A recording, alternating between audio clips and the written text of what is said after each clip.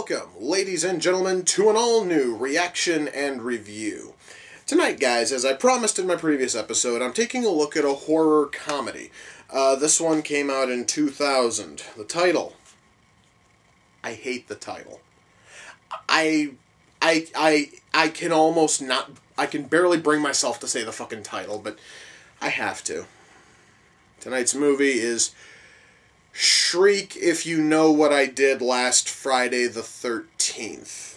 Now, some of you are probably wondering, if you're kind of new to this series, why does a title that stupid make me almost cringe?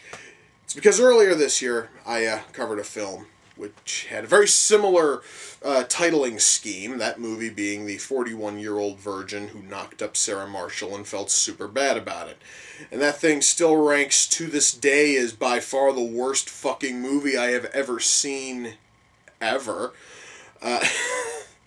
So when I see a horror comedy from 2000 that goes for the exact same naming scheme, it fills me with dread. Mind you, I'm hoping for this movie to be at least watchable.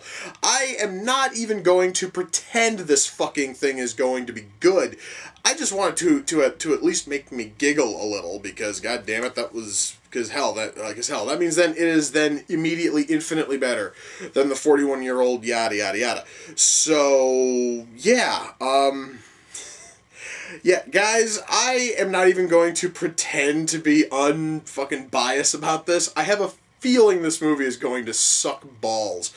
The big question is exactly how much is it going to suck? So the only way to find out is if I just shut the fuck up and I just push play and just get my misery over with. So without further ado, it's time to kick back, relax, and check out Shriek, If You Know What I Did Last Friday the 13th.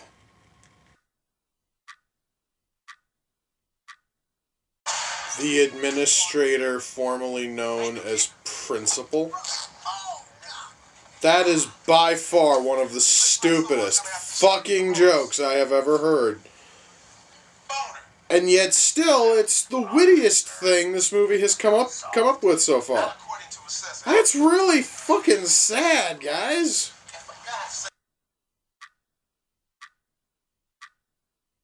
So apparently one of our characters is unable to read.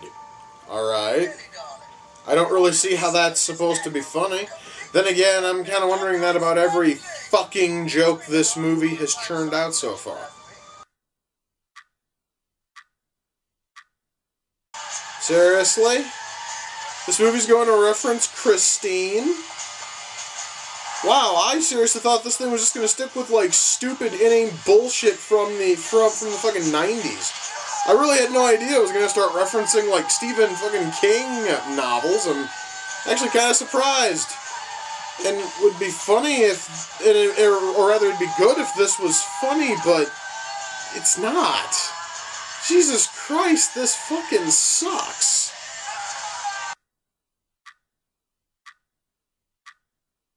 Wow. This movie's going a long way to scraping the bottom of this fucking barrel. Because we now have a character who's bitching about the stupid puns, the shitty parodies, and the shitty references which this movie has already made. I want you to let that sink in. We have a character in this movie announcing how absolutely shitty this movie is. Guys, it's really sad when the movie is doing the critic's job for them. I swear to God, that is fucking sad.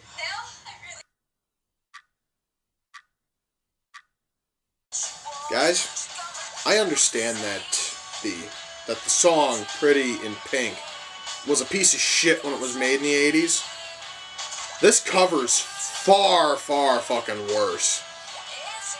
Just listen, guys, to this shit. My God, this is fucking painful.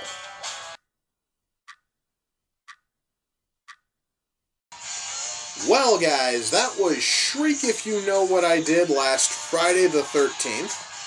I'm gonna shut this off. Okay. let's start with writing. I would like to say, first of all, that yes, I do know that this movie came out in 2000.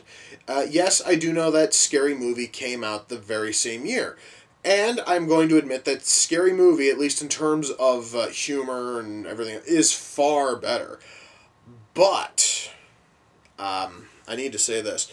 Thanks to the glut of parody films made in the last couple of years, I'm talking stuff such as Vampires Suck and The 41-Year-Old Virgin Who Knocked Up Sarah Marshall and Felt Super Bad About It, and Date Movie, Dance Flick, Meet the fucking Spartans, all of those films.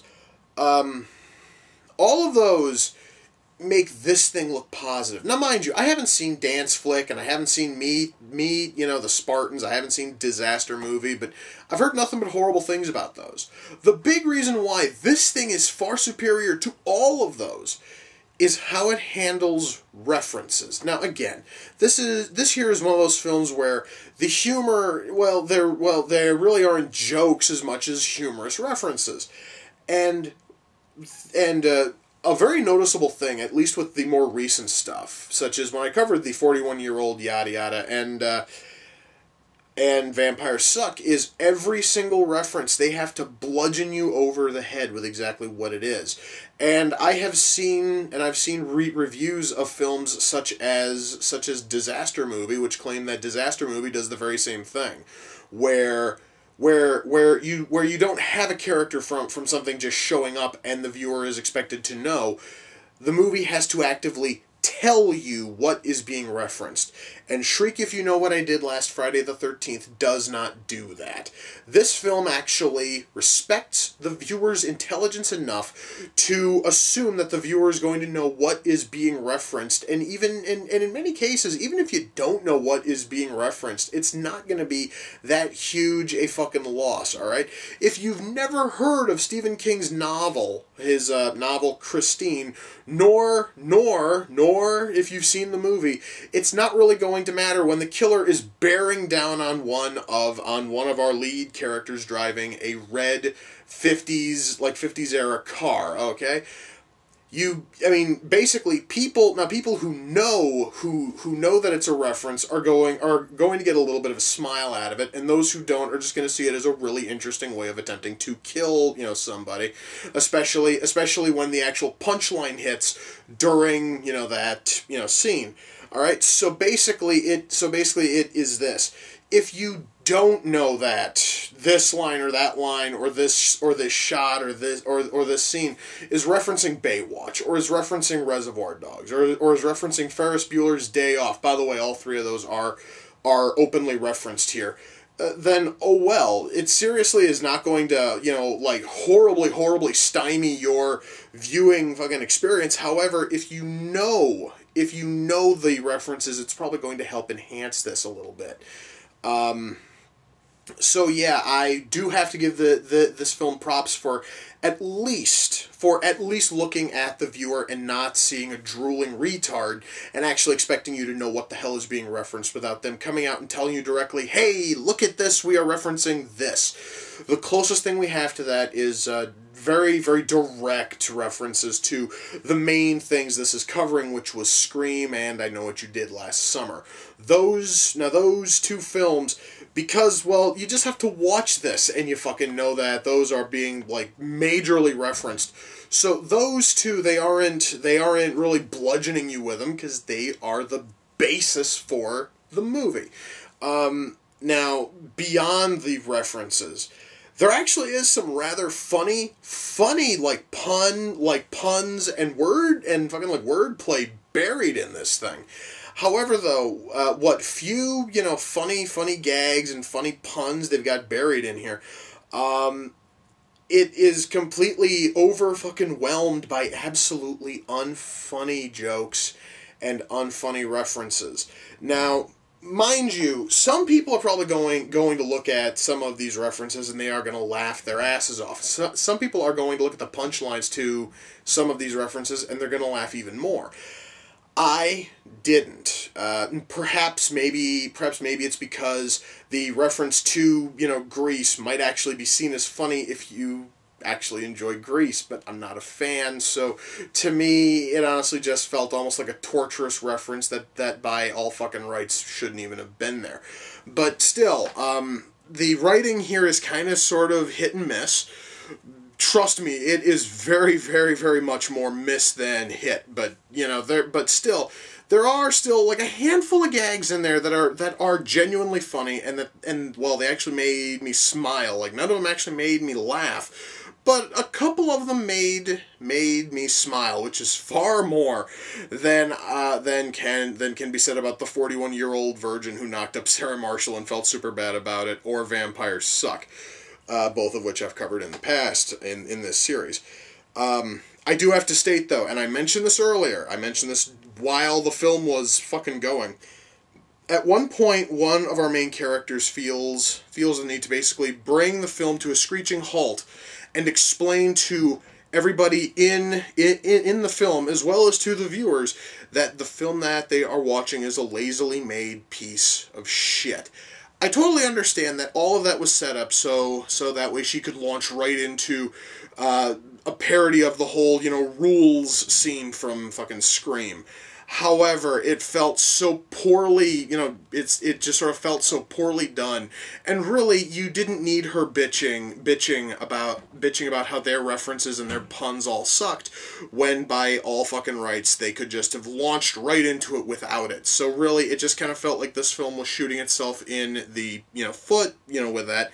And as I stated, it is a bad sign when a movie is doing a critic's job for them by coming out and saying our movie's a piece of shit. Okay, that really is not a good thing to fucking do. I just want to mention. So yeah, that basically covers, you know, writing. This thing is very hit. It is very hit and miss. Once more, it's mostly miss than hit, but there are still a couple of funny bits in here. Acting, well, acting is pretty fucking decent. I mean, I seriously am not going to say that the acting here is great, but the acting is certainly passable. And this cast was actually able to take a script which kind of sucked, and they were able to kind of work with it. So, frankly, I really can't diss the acting too much. However, in terms of acting, casting, all of that, I would like to mention. Now they have here on the cover, they have the names of four actors in the film. I am not going to call them the stars, and I'm going to explain why. The last two listed are Tom Arnold and Tiffany Amber Thiessen, who are most certainly in this film for a fair chunk of it. But then the first two people listed are Coolio and Shirley Jones. Guys, Shirley Jones is in one scene in this goddamn movie, and she plays the school nurse.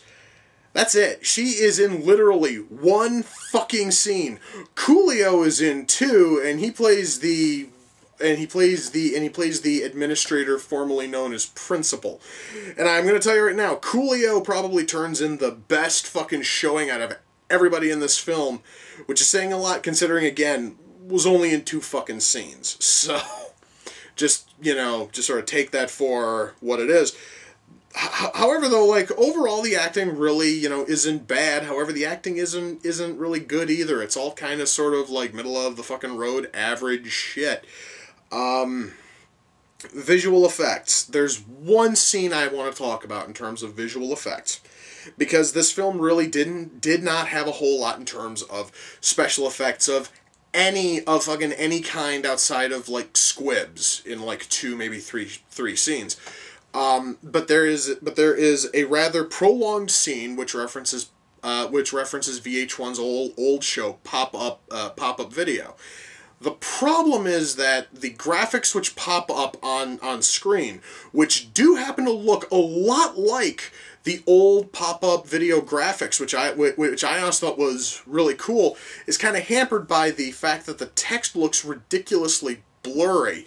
And And once more, guys, once more, as I stated with previous films I've covered, that, I mean, I could probably, you know, write it off as just poor fucking video quality if I had downloaded this thing or I watched it on YouTube, but no, this is, again, the official DVD of it. You would have thought that they would have tried to have cleaned that up a little bit, but no, we have really blurry text, which makes a couple of the little, like, pop-ups a little bit difficult to read.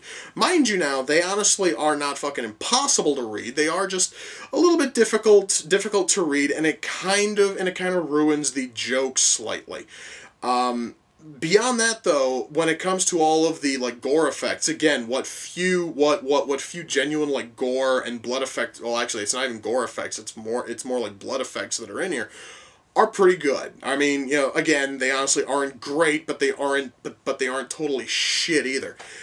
Beyond that, lighting is good, and camera work is good. The music, oh dear fucking god, the music, guys, it's not often I get to talk about the music. I'm going to tell you right now, the soundtrack for this movie is complete and utter shit. The reason why is because almost every song is either a parody of another song, really kind of a poorly done, like late 90s, early fucking early 2000s punk, like punk style covers, which really suck, or parodies which really suck, or they are, again, late 90s to early 2000s punk covers of songs from the 70s and 80s, which in certain cases were really good, in other cases really shit, but the covers used in this thing are complete garbage. I mean, I came right out and I talked about the cover of Pretty in Pink, which is complete trash in this thing. The only one which is worse is at one point you hear a cover of School's Out by Alice fucking Cooper, played by, it almost sounds like the very same band who mangled Pretty in Pink. And I loved School's Out, and I personally believe that Alice fucking Cooper is one of the best metal guys out there. And the fact that they took and they mutilated his fucking song is nothing short of insulting. So yeah, guys, if there really is any, like, one thing in this movie I can say is just the absolute worst aspect of it, it's the fucking soundtrack. My God, the music in this movie is complete and total garbage from start to finish. Now, you guys might have noticed I'm being very, with everything here. It's all been kind of sort of like middle of the fucking road kind of, like criticisms. And the reason is because this movie isn't terrible, but the movie isn't good either. So I can't totally recommend it unless you're really curious about exactly what a knockoff of Scary Movie would fucking, be like. And frankly, guys, if you have the option of watching this or watching Scary Movie, go watch Scary Movie. Scary Movie's actually funnier. Scary Movie actually has jokes that work. It has fucking references and gags that are regularly funny and constantly funny. This thing here has got maybe 2, 3, 4 really funny gags, and then everything else is either or it totally just sucks ass. So yeah, so basically, guys, if you can find this thing, cheap, if you're really curious, if this thing's on like Netflix or fucking like Hulu or something, go ahead and fucking watch it. But I am going to tell you, it really is not going to set the world on fire. All right, this movie is nothing. This movie ultimately is nothing special. And yet, I honestly don't. I really don't feel as if 90 minutes of my life has been sucked away, because again, it did have those few genuinely funny moments.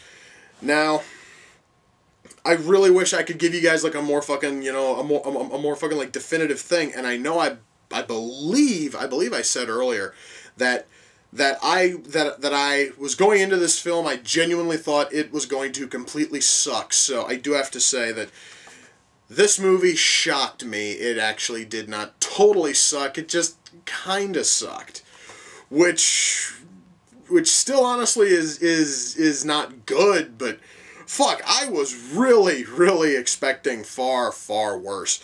Now, Shriek, if you know what I did last Friday the 13th, came off of the Amazon wish list. The person who sent it in is actually a friend of mine. You can find his YouTube channel at youtube.com/user/Dr. Studio Mantonic. Of course, I am going to post a link to his channel. You guys can go and check out his stuff. And Niall, dude, thanks, man. I mean, because you know, ever since the year 2000, when I first saw, Scary Movie, I always saw this thing around, and I was always just horrified by just how bad it possibly could be. And well, it actually is thanks to you that I finally had my chance to, watch it and find out that it honestly is not that bad. However, compared to Scary Movie, it is still a piece of shit. So yeah, dude, thank you. And once more, guys, I am going to put a link to his channel in the fucking description for this video. By all means, go over there and check out his stuff. And if you happen to like everything you see, or well, yeah, and if you happen to like what you see, go ahead, guys, and sub him. And yeah, guys. Wow, I am still kind of floored. I was really thinking I was going to be like ultra venomous in this thing. I was going to just lay into it, and I was going to have another fucking movie I could tack on to the bottom 5 this year. No, actually, this movie's, again, it's not, it really isn't good, but it's not bad either. It's kind of average, and, well, actually, it's more fucking below average, but still, it's certainly leagues better than I thought it was gonna fucking be. I'm still kind of surprised by that. So yeah, guys, with that, we come to the close of another reaction and review. Until next time, ladies and gentlemen, take care, and I will see you all in the near future. Peace.